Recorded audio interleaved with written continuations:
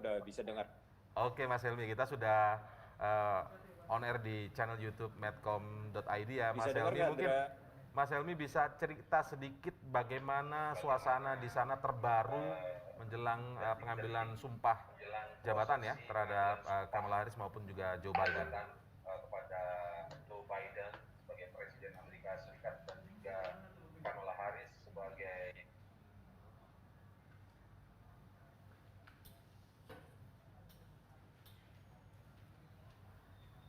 Ya, halo Mas Helmi. Suaranya hilang lagi. Ya, oke, memang ada kendala teknis sedikit. Mas Helmi sekali lagi, Mas Helmi. Ya, nanti rencananya memang Joe Biden. Indra sama Mas Hadi kalau bisa dengar, suaranya hilang lagi ya, jadi aku nggak bisa dengar. Ya, kami dengar Mas Kalau tadi Helmi. Patsy aku bisa dengar karena keresek-keresek suaranya lagi Iya. ngetik-ketik. Oke, Mas Helmi.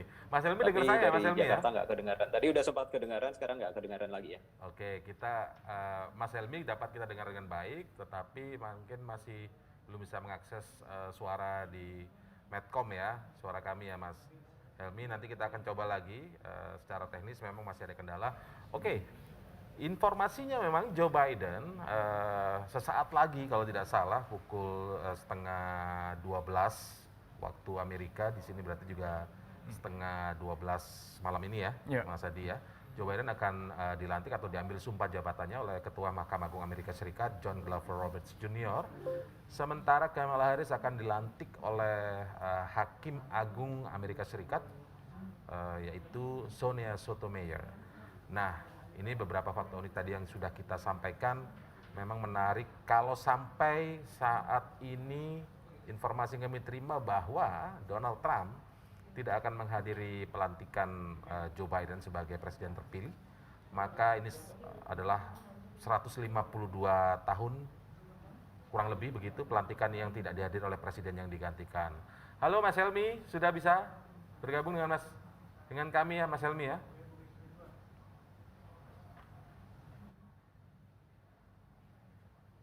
Halo, ya oke masih. Ya oke, Mas Hadi dan Indra, ya aku nggak bisa dengar ya, Oke. maaf, tapi saya sampaikan aja nih laporan terakhir ya. Ini kalau kita lihat saat ini di layar, kita lihat yang kelihatan adalah Presiden George W. Bush sudah tiba juga di tempat upacara. Tadi sebelumnya juga kita lihat Presiden terpilih Joe Biden juga dengan Ibu Negara, calon Negara, Joe Biden juga sedang Kongres gedung Capitol yang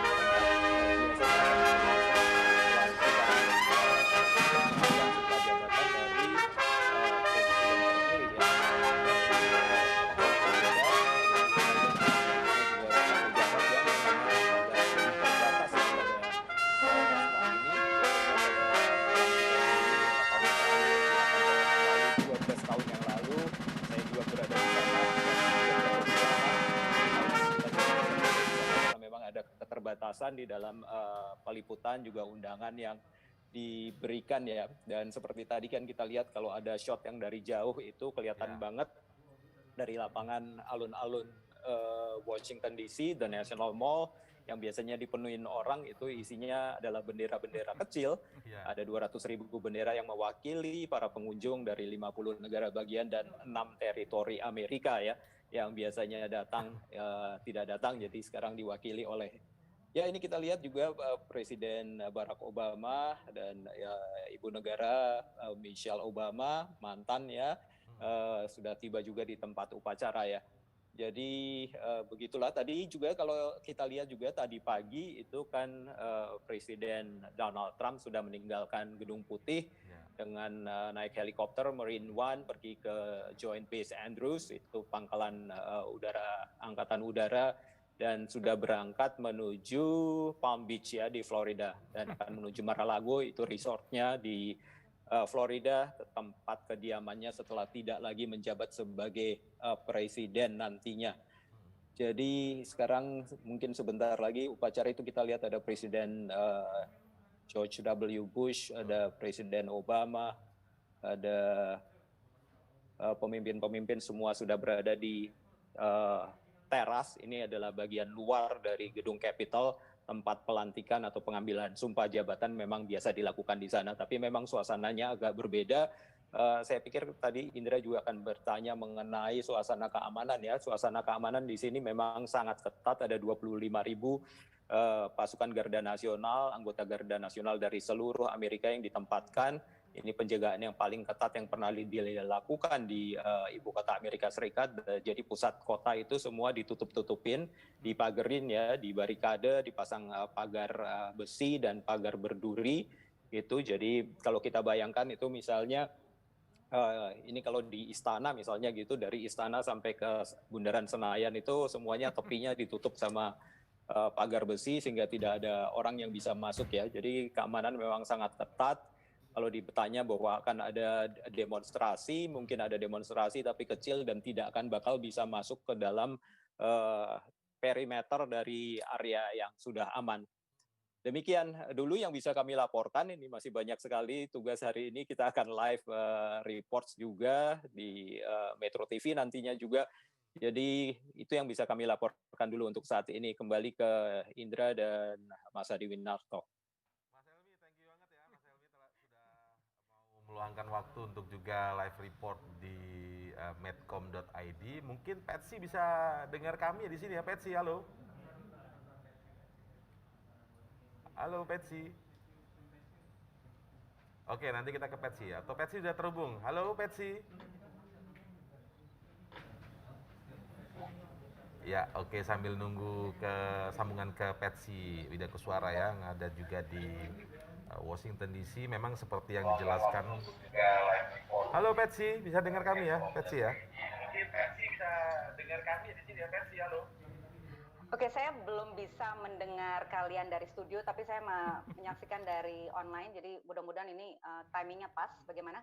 Ya, oke, silakan Patsy. Ya, oke, sambil nunggu ke Patsy tidak suara ya. Iya ya, suara begini. Washington DC memang seperti yang dijelaskan. Halo Patsy, bisa dengar kami ya, Patsy ya? Saya belum bisa mendengar, tapi saya mendengar dari online. Oke. Oke, langsung saja dengan laporannya kali ya Patsy, mungkin bisa langsung disampaikan, berbagi cerita juga bagaimana kondisi di sana, cerita juga sedikit tentang Patsy yang kami dengar. Oke, saya akan sambut saja ya, karena sepertinya hubungan komunikasi kita agak sulit. Namun tadi saya sempat di brief oleh produser kalian untuk menanyakan mengenai suasana pelantikan Joe Biden yang tentunya amat sangat berbeda dari pelantikan sebelumnya di Amerika Serikat.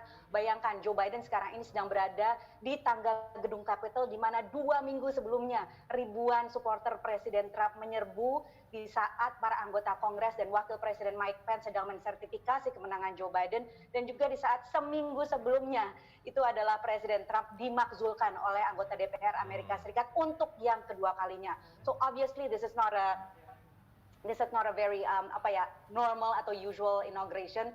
Tentunya kita semua tahu bahwa yang namanya transisi kekuasaan secara damai itu adalah jantung dari demokrasi, dan itulah yang tidak dimiliki bangsa Amerika Serikat hari ini, mengingat Presiden Donald Trump masih presiden ya sampai jam 12 siang nanti, sedang berada di pesawat. Baru saja saya mendapatkan SMS dari Steve Herman, ini adalah kolega saya di Gedung Putih yang hari ini kebagian mengawal Presiden Trump untuk terbang ke Palm Beach untuk kemudian ke resornya di Mar-a-Lago.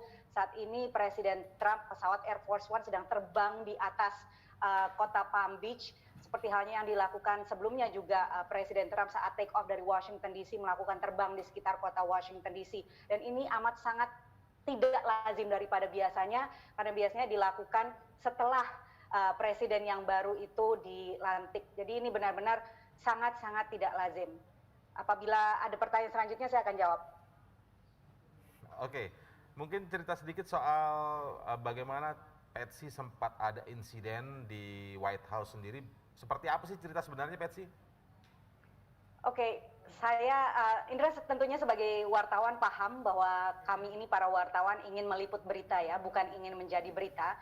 Jadi kalau terkait dengan pertanyaan dan terkait dengan insiden di mana saya menanyakan pertanyaan kepada Menlu Amerika Serikat, Secretary of State Mike Pompeo, ini saya rasa sudah banyak dibahas oleh berbagai media Amerika Serikat dan juga berbagai media internasional. Jadi silahkan melihat sendiri saja. Namun yang ingin saya garis bawahi di sini adalah yang saya lakukan di situ adalah untuk menjaga kredibilitas dan independensi dan integritas jurnalistik VOA yang merupakan nilai-nilai yang dijaga bukan hanya oleh saya tapi oleh seluruh kolega saya di Voice of America, baik itu language Indonesian Service maupun kolega kami di seluruh dunia lainnya. Jadi ini memang insiden tidak mengenakan, namun saya bersyukur karena ini bisa menggarisbawahi kredibilitas VOA, menjamin kami untuk tetap bisa melakukan tugas jurnalistik bukan hanya terhadap pemerintahan Presiden Trump, melainkan juga pemerintahan yang akan datang untuk Presiden Joe Biden dan juga berbagai pemerintahan Amerika Serikat selanjutnya.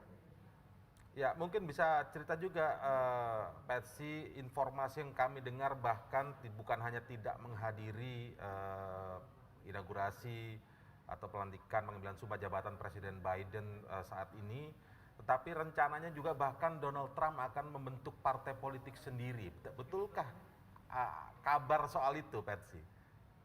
Ya, ini adalah wacana yang sedang berkembang ya. Salah satu nama yang diusulkan adalah Patriot Party. Ini adalah partai yang tentunya akan memecah belah Partai Republik karena Partai Republik ini sekarang kita ketahui dengan berbagai skandal yang menimpa Presiden Trump ini kan kelihatan pecah ya, terutama terkait dengan pemakzulan Presiden Trump yang sudah diloloskan dari DPR seminggu yang lalu dan kemudian nanti akan dibahas di Senat setelah masa jabatan Presiden Joe Biden dan sudah ada indikasi dari orang utama Partai Republik yaitu Mitch McConnell yang sekarang menjadi pemimpin Senat dan kemudian nanti akan menjadi pemimpin minoritas di Senat tentunya karena Demokrat yang akan menguasai Senat sudah memberikan indikasi bahwa Presiden Trump ini bersalah dalam hal feeding the mob lies, dia bilang gitu. Jadi menyuapi para orang yang menggempur atau menyerbu gedung Kapitol itu dengan kebohongan, dan kebohongan ini yang dimaksud adalah narasi atau wacana bahwa Joe Biden itu menang pemilu secara curang. Itu kan adalah narasi yang selalu digembar-gemborkan Presiden Trump dari semenjak sebelum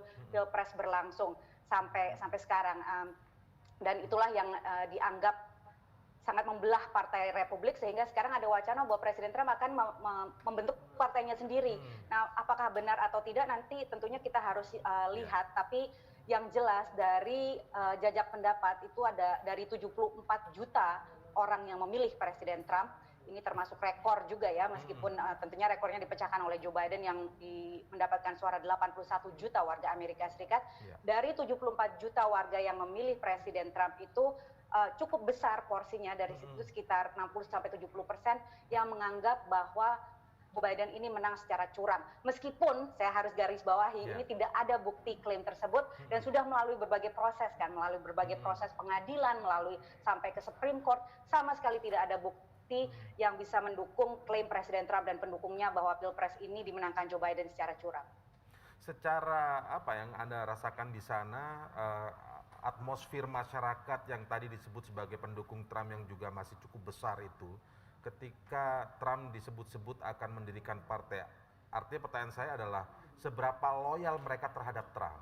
Ataukah mungkin pemilih Trump yang dulu, mungkin di tahun 2016 itu, akhirnya banyak juga yang katakanlah migrasi suara ya, karena bergeser suaranya karena melihat ternyata Trump ini tanda kutip mungkin bukan orang yang tepat untuk dipilih begitu, atau masih cukup besar sebenarnya? Well, we don't know the answer to that question. Kita belum tahu ya karena partainya aja juga belum dibentuk. Jadi bagaimana kita bisa mengetahui berapa banyak dukungannya? Namun yang jelas kalau dari jajak pendapat terkini yang dikeluarkan oleh Pew Research itu Presiden Trump ini meninggalkan jabatannya dengan tingkat dukungan terendah dari berbagai presiden Amerika Serikat dalam sejarah, jadi 29%. Ini jajak pendapat dilakukan tentunya setelah kejadian 6 Januari di mana para pendukung Presiden Trump menggempur gedung Kongres dan juga setelah Presiden Trump dimaksulkan untuk yang kedua kalinya. Dukungan terhadap Presiden Trump ini memang rendah, tapi basisnya itu juga sangat-sangat loyal ya, terutama karena berbagai insiden yang terjadi setelah ini, yaitu termasuk bahwa Presiden Trump diblokir dari Twitter, kemudian diblokir dari Facebook, diblokir dari berbagai media sosial yang lainnya, dan pendukung-pendukungnya juga diblokir dari platform-platform tersebut. Jadi ada semacam rasa apa ya, semacam rasa terpukul, terkepung, sehingga meningkatkan emosi mereka, the effect of rallying around the flag, atau efek ingin melindungi pemimpin mereka ini juga sangat-sangat terbakar saat ini. Nah, boleh sedikit soal diblokirnya Trump dari Twitter, Facebook, dan sejumlah media sosial yang lain. Kalau mungkin ini terjadi di Indonesia, itu kita mengetahui memang tidak semudah orang itu bisa, tentu saja kebebasan berpendapat ada batasnya. Tapi kita tahu mungkin kalau di Amerika kebebasan berpendapatnya sangat luar biasa bebas. Tetapi ketika melihat ada pemblokiran di Twitter dan Facebook dan lain sebagainya, apa sebenarnya garis bawah? Apakah karena itu melanggar dari aturan dari Facebook, Twitter, dan media-media sosial lainnya sebenarnya? Atau karena soal kebebasan berpendapatnya? Ya, jadi ada beberapa faktor untuk membahas isu ini ya. Tentunya isu ini sangat kompleks seperti Anda sebutkan tadi, menyangkut kebebasan berpendapat dan sebagainya. Yang dilakukan oleh Twitter dan kemudian Facebook, YouTube dan sebagainya ini untuk memblokir atau mensuspend, mendelete akun Presiden Trump ini adalah demi alasan keamanan, dan mereka mengatakan bahwa posting-posting yang disampaikan oleh Presiden Trump ini melanggar community guidelines, memicu kekerasan dan juga menyebar disinformasi, menyebar kebohongan. Ada beberapa faktor untuk membahas hal ini. Yang pertama, tentunya benar bahwa di Amerika Serikat ini amandemen pertama menjamin kebebasan berekspresi dan berpendapat bagi siapapun, termasuk tentunya Presiden Trump, ya kan? Namun perlu dicatat beberapa hal. Yang pertama, meskipun Twitter memblokir Presiden Trump itu sampai jam 12 siang ini kan Presiden Trump masih tetap presiden. Jadi dia bisa melakukan press briefing, memberikan statement, berbicara kepada wartawan seperti lazimnya presiden-presiden Amerika Serikat sebelumnya yang tidak depending, yang tidak bergantung kepada media sosial untuk berkomunikasi langsung kepada rakyatnya. Dan yang kedua, meskipun kebebasan berpendapat dijamin di Amerika Serikat, yang namanya Twitter, Facebook, dan sebagainya ini kan perusahaan swasta.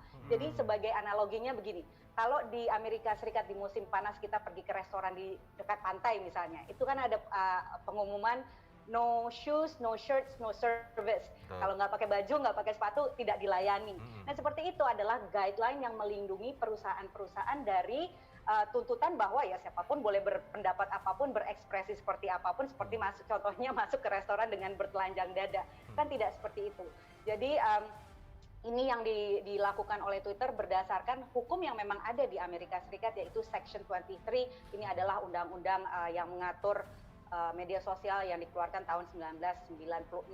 Jadi ada pertimbangan-pertimbangan hukumnya, namun pertimbangan psikologisnya tentu juga adalah bahwa Presiden Trump dan juga para pendukungnya, ada 70.000 akun ya, akun pengikut QAnon yang diberantas, yang dibungkam.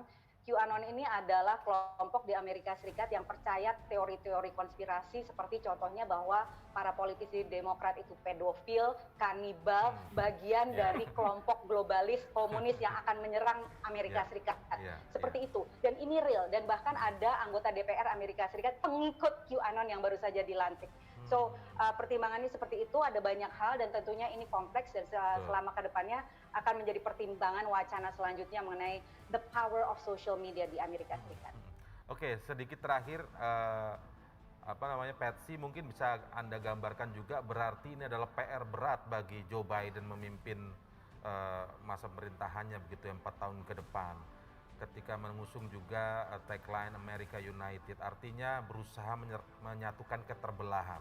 Tetapi yang Anda rasakan di masyarakat sendiri, apakah memang keterbelahan ini terlalu dalam sehingga gambarannya akan sulit sekali dilakukan? Karena kalau lihat dinamika terakhir juga ada protes yang pendukung Trump dengan senjata lengkap, bahkan senjata berat, bahkan senapan serbu. Ini kan luar biasa mengerikan sebenarnya bagi masyarakat dunia yang memperhatikan ini. Ya, jadi divisiveness atau polarisasi itu sangat real di Amerika Serikat sekarang ini. Jadi meskipun jajak pendapat Pew yang terakhir menunjukkan bahwa Joe Biden ini didukung oleh 64% warga Amerika Serikat yang di polling setelah kejadian 6 Januari kemarin, Namun kenyataannya it's a very divided country, ya kan, banyak sekali krisis, termasuk krisis coronavirus yang sudah menelan lebih dari 400.000 nyawa, dan kemudian krisis ekonomi, dan juga krisis yang disebabkan oleh berbagai unjuk rasa yang terjadi terkait dengan gerakan Black Lives Matter. So it's not an easy time. Ini bukan waktu yang mudah bagi Joe Biden. Saya pikir Joe Biden ini masuk dilantik langsung menghadapi berbagai hal, bukan hanya yang sudah saya sebutkan tadi, melainkan juga upaya-upaya secara real dari sisa-sisa pemerintahan Presiden Trump yang masih tertinggal di berbagai lembaga pemerintahan Amerika Serikat yang tidak melakukan atau membantu transisi pemerintahan secara mulus. Jadi baik itu dari segi rakyatnya yang terbelah, kemudian pemerintahannya yang kacau balau, dan kondisi Amerika Serikat sendiri yang penuh dengan krisis baik itu COVID maupun ekonomi, it's a very very difficult job for Joe Biden. Oke, ini akan berapa menit lagi akan dilantik, dimulainya pelantikan ke Kamala Harris dulu? 51 menit lagi, 51 menit lagi tepat jam 12 siang. Oke, baik, terima kasih Patsy Widakuswara atas informasinya dan berbagi cerita tentang kondisi di sana ya, tentang dinamika politik di Amerika menjelang pelantikan Presiden Joe Biden, Presiden ke-46 Amerika Serikat. Terima kasih Patsy, selamat bertugas kembali di sana. Thank you. Salam buat Mas Helmi juga ya tadi ya. Oke, menarik sekali Mas Adi ya. Kalau kita lihat tadi ini di layar juga sudah terlihat saat ini Kamala Harris sudah datang di lokasi ya, pelantikan ya. Nanti Kamala ini akan memang dilantik begitu oleh salah satu hakim agung Amerika Serikat ya, Sonia Sotomayor. Informasinya seperti itu. Kalau kita perhatikan juga situasi di layar, boleh munculkan lagi mungkin gambarnya dari gedung Capitol. Ya, coba kita lihat full dulu ya gedung Capitol ini, bagaimana para pemimpin sebelumnya ya, Mas ya, itu Hadi, sudah mulai kelihatan. Sudah mulai kelihatan. Kami lihat juga ada Bill Clinton di situ, ada George Walker Bush, kemudian juga ada Obama menghadiri. Hanya Presiden Trump, masih presiden memang sampai pukul 12 siang waktu Amerika nanti ya. Ya, masih 50 menit ke depan lah ya. Masih 50 menit ke depan. Suasana juga jauh berbeda dari tradisi pelantikan presiden-presiden Amerika Serikat sebelumnya. Selain juga soal keamanan, tetapi kita memang soal pandemi ya sekarang ini. Ada protokol kesehatan ketat sehingga para jurnalis pun tidak semua bisa hadir di lokasi. Kalau ceritanya Mas Helmi tadi, bertahun-tahun setiap pelantikan Presiden Amerika Serikat selalu hadir di lokasi, tapi kali ini tidak bisa. Ya, ini sebenarnya kan peaceful transfer of power itu kan menjadi tradisi di Amerika Serikat. Jadi transfer kekuasaan yang berlangsung dengan cara damai. Itu salah satu legasi yang luar biasa dari demokrasi di Amerika Serikat. Hari ini itu tidak